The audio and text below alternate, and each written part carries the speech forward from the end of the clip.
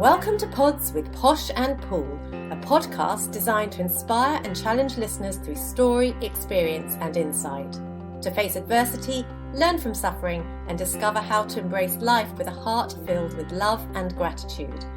We are so thrilled to have you journey with us and can't wait to share your stories. Join Sue O'Callaghan and Joanne Webb as we disrupt the theory that everyone has perfect lives. Hi, you are back here with Pods with Posh and Paul for our little mini lockdown series, and today we are talking to the lovely Anna Hall-Taylor. Hi Anna, how are you? I'm good, thank you. Yeah, in the middle of my work day, which is going pretty good. And today, Anna, we're talking to you because you are, can you just tell us how old you are? I'm 21. So you're 21, you had to come home from university, is that right? Wellington, yeah. Yeah, so obviously everybody's life's changed in lockdown. We've all had to come home or spend a lot more time with our family. And I'm sure we're going to aim this for the late teens, early 20s. Just wondering how you guys are coping with it, because we've talked to a lot of parents, a lot of business owners. So how are you finding lockdown? I think we're finding it okay. I think a lot of us are quite bored, going on Netflix, YouTube a lot, but we've actually been doing quite well. We've been doing quite a few like online activities, like online Pictionary, Scrabble, like pub quizzes. We've been keeping ourselves entertained. Sharing a flat in Wellington with a group of friends, aren't you? And that's quite a hard transition because in your 20s and late teens, you need to be surrounded by friends. Your peer group is so important to you. And I think I've got 14s, Joe's got 14s, and the struggle that they've got is missing their friends. And so for listeners that are coming on board, it's okay to miss your friends. And you're reconnecting in lovely ways online. So being online is quite an important part of your journey right now, isn't it? To stop isolation. Definitely. I think I would be feeling so isolated without Zoom and House Party and all the other, there's so many that people are learning about now, but it's been good for my technical skills actually, learning how to link up with everyone. It has been hard. It's definitely not the same as, my mum actually said this the other day, as you know, when you're even when you get together in a group, you can nudge the person next to you and ask them how they're going and have a proper conversation. You can't really do that as well on Zoom because you're kind of having to talk to everyone. So it's not the same, but it's definitely a good substitute. It's funny, I think even if you're not a huggy person, I think we are all noticing the lack of actual touch and being in close proximity with people, isn't it? You know, like you have that, it's that energy exchange, isn't it? And we're all missing that, I think. Definitely, yeah. It's been weird for sure. There's been quite a bit of anxiety. I know I'm not the only one in my friend group, but we've been supporting each other, telling each other to go on runs if we've been feeling bad. So Anna, do you feel exercise is an important part of your routine and your structure? I do, definitely, actually. I try to go for a run every day. My friend Evie's been sending me online workouts. She's been making up workouts, so we've kind of been doing those. And yeah, I feel like it just makes me feel so much better. It gets rid of some of that, and as you say, you know, there's a lot of feelings of anxiety at the minute, and that's normal because we are very much in the unknown, and when we're in the unknown, we're often thrown into anxiety. Whereas exercise just allows us to release some of that energy because, you know, when you're anxious, things feel a little bit tighter. It's harder to breathe. It's harder to concentrate. Go out for a run, you come back a totally different person, don't you? Exactly. Yeah. So much so. I just feel, at least for like about an hour after I go for a run, I feel so calm.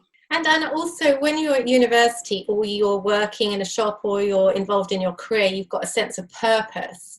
That purpose almost gets shut down, doesn't it? The minute you have to move back home and we're in our little bubbles. Do you think it's important to have a structure to your day while you're in lockdown? Is that something you've implemented? I have. I think it is really important. For me, it's been probably a bit easier because I've been studying part-time but also working full-time. And so every day I still have a 9 a.m. Zoom call and then a 10 a.m. Zoom call. So it kind of gets me up. But if I didn't have this, I would probably force myself to get up at 8 anyway and go for a run, try, do some writing or some other personal project just to feel like I'm getting something done. So tell us a little bit more about the work that you're doing. So I'm a receptionist for Jackson Stone and Partners. It's a recruiting company. And it's kind of weird actually, because I started working. I worked there for a week and then we went into lockdown. So they gave me a computer monitor. They've been so good.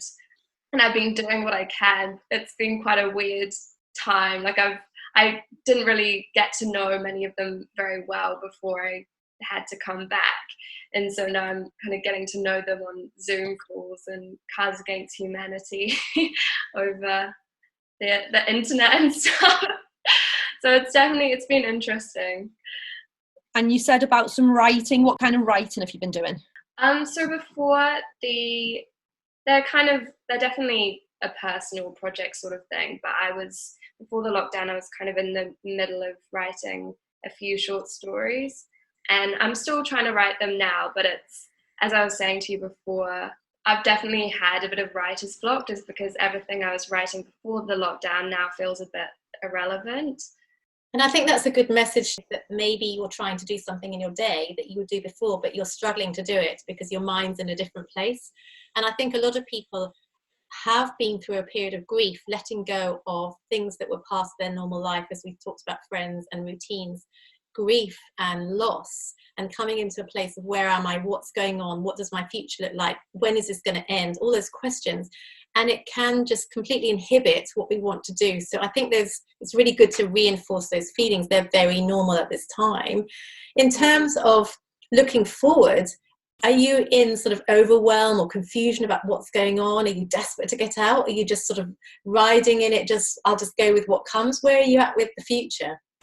I feel a little bit stumped actually. Like I wouldn't say I feel desperate to get out. I'm kind of riding it out, but also feeling a bit confused and a bit just not really knowing what to think or feel. But it definitely seems like everyone feels that way. I know my boyfriend, every night we just have a conversation like, what? I feel so weird right now. But is that helpful to know that other people are feeling the same thing as you? Definitely. Yeah. It's helpful and it's kind of weird because you just know exactly how they're feeling, but you don't really have anything to say to help them either. You're all just kind of like, yeah, we just got to ride this out. But I think that's sometimes what we need to do anyway. We share our feelings, and often we don't need to hear any answers or advice from anybody. Sometimes we just need to get out how we're feeling and just share that. That's, problem shared is a problem halved. That's, the old saying. Yeah, exactly. And Anna, so many people say, gosh, I took this for granted and I took that for granted. Other things other than your friends that you think, gosh, you'd really taken it for granted, that was part of your normal everyday life that you hadn't sort of thought about? Definitely. Like even just the biggest thing, honestly, is just being able to go get a takeaway or just go out for dinner one night because we feel like it, which is a luxury in itself, like living so close to the city, but we just did it all the time. And being able to go to the movies or go out for a drink, they're the sort of things you look forward to at the end of the week. And our freedom taken away, haven't we? And I think that's what it is. It's the freedom of choice, the freedom of just being able to do what you want when you want without actually giving it much thought. So do you think when we come out of lockdown we will appreciate things a heck of a lot more? Definitely. I know I will, for sure. I miss them so much. I'm having dreams at the moment of just what I'll do when I get out of this. And to our listeners who are sitting there thinking, well, Anna's got a purpose, she's got her friend, she's got a quiz night, she's got a boyfriend, she's got her job. I don't have any of that. I don't have a boyfriend, I don't have a job, I've got no university to go back to, and actually I'm sitting at home depressed. What's the message to them you give them, Anna, to encourage them? I would say I've been comparing myself to people a lot as well. I find for some reason now when I go on Instagram, it affects me more than it did before. And I've definitely been feeling insecure. I feel like this time does force you to confront certain things that you maybe had been putting off before it. But I would just say maybe use this time to work through some of those feelings. On days that I've been feeling a bit low, I've just gotten up a Word document and just typed out everything I'm feeling, just to work through it all. And sometimes that can be really good. And just not to feel like you're doing the wrong thing or that you're behind everyone else, because everyone's literally in the same situation. We're literally all just sitting doing nothing really, and everyone does things in their own time. That's a lovely bit of advice, because at the end of the day, and it doesn't matter where we are in life, how old we are, comparison is never a healthy thing. It's funny how you say, now it's affecting you more than it was, but because we're just less busy, we've got less distractions now. So if you do go onto Instagram and all of a sudden you find yourself comparing yourself to somebody else, well then get the heck off Instagram and just bring it back to basics, because nobody has got a perfect life. It doesn't matter what Instagram shows or what social media shows. And comparison is one of our biggest thief of joy, shall we say. For sure. And to all our listeners who are feeling in overwhelm, who are feeling they just want to opt out of life, that it's too hard, please do get to visit your GP. You can get an online call if you want to seek further help or counselling support. And also you can look at Gumboot Friday, that provides links to free counselling support for young 20s and teens. So we would encourage you to take that on. And Anna Hall-Taylor, thank you so much for joining us today. It's lovely to hear from such a bubbly, fun, beautiful young girl who has a lot going on in her life, that actually it is hard for you as well. And for those people that are comparing lives on Instagram, Anna doesn't have the perfect life. Nobody's got the perfect life. We're all doing the best we can in our circumstances. So Anna, thank you so much for your words of advice and wisdom, and for your own story. Oh, no worries. Thank you so much for having me. It's been so good. Thanks so much for being with us today. For us to inspire others to live their magnificently imperfect life, please subscribe and leave us a 5-star review on iTunes or on your podcast app. You can also follow us on Instagram and Facebook at Pods with Posh and Pool. We can't wait for you to join us on our next episode. Love, light and peace.